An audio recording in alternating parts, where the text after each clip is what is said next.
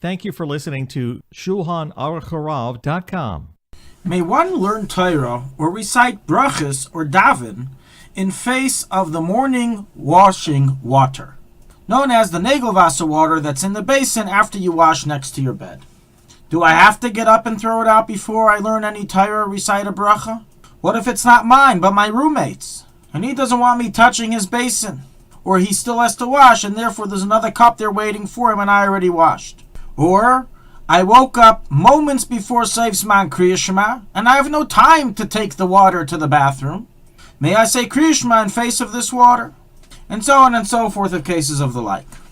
So let's first begin with the general background of prohibition against learning Torah before you wash hands in the morning. We know that when a person goes to sleep, his neshama leaves his body, and in comes a spirit of impurity of very high caliber named Bas Melech.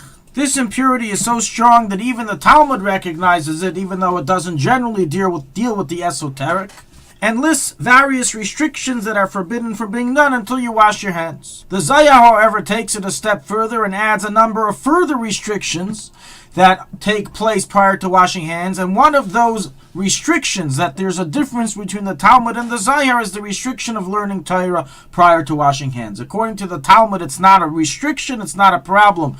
If you slept in your clothing and you didn't touch normally covered parts of your body, you can learn Torah upon awakening. But according to the Zohar, because of the impure spirit that you have upon awakening, it is forbidden to learn Torah prior to washing hands. And practically, this is the final conclusion of the Alter Rebbe in Shulchan Aruch in Basra 1.7 and in his Siddur Hilchos Natilas Yadayim. And so is the conclusion of many of the Achreinim, including the Chidah, the Kaf HaChaim, the Mishnah Brura, and others. So even though the Talmud permits it if your hands are clean, nonetheless, practically rule it's forbidden to learn Torah until you wash your hands. So I've washed my hands are now pure, I can learn Torah. Now what happens with the water? So even though the water has the chesed effect of Pi Kabbalah to cleanse and remove the impure spirit from your hands, it itself receives that impurity and becomes impure, similar to the concept of the Para Aduma. So your hands are now pure, but the water is impure. And this impurity created the halacha brought in the Alter Rebbe in Kama 4.9, based on the Zohar, that the water used for the morning washing is forbidden to be used for any other purpose, and it's forbidden in benefit due to its impurity. And therefore they rule that you're not allowed to leave the water lying in the house or spill it on the ground or any other place where people pass by, as a person may touch the water and get injured. It's dangerous.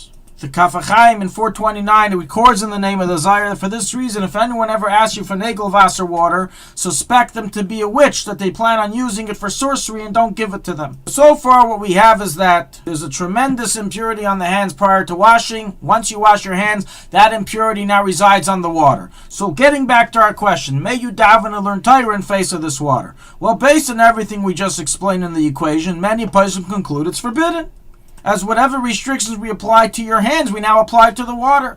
So you can't learn Torah when you can see this impurity. So records the Chidah in Birkei Yosef 4.4, brought in the Sharei Tshuva, and likewise Amer Betzman Kesher Gudal, and so is recorded in other Paiskim, such as the Ben Ish Chai, the Kaf HaChaim, and others.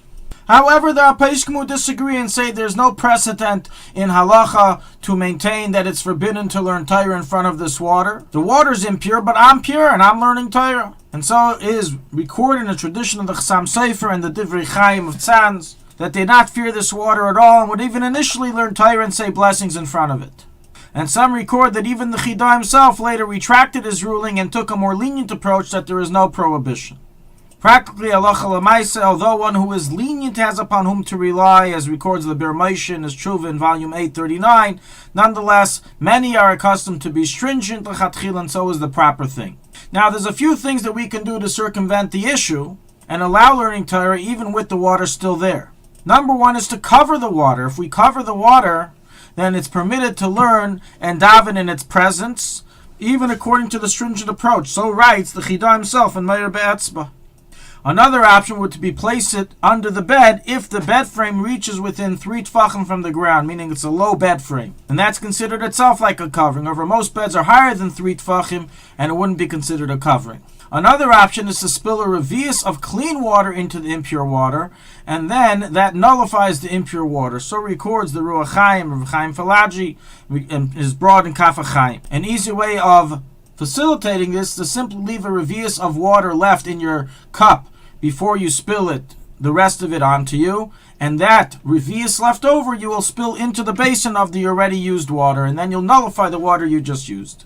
Bottom line, if you're unable to do any of these circumventing matters and you're unable to throw out the water, then certainly we can record what the Alter Rebbe writes elsewhere regarding the Zoharic restriction of learning with impure hands, that if you can't get water, chas v'shalom, to nullify learning Torah, bittul Torah, because of it. So in any case that you're unable to throw out this water, you can't cover it, and you can't pour extra water into it, you may continue learning as usual.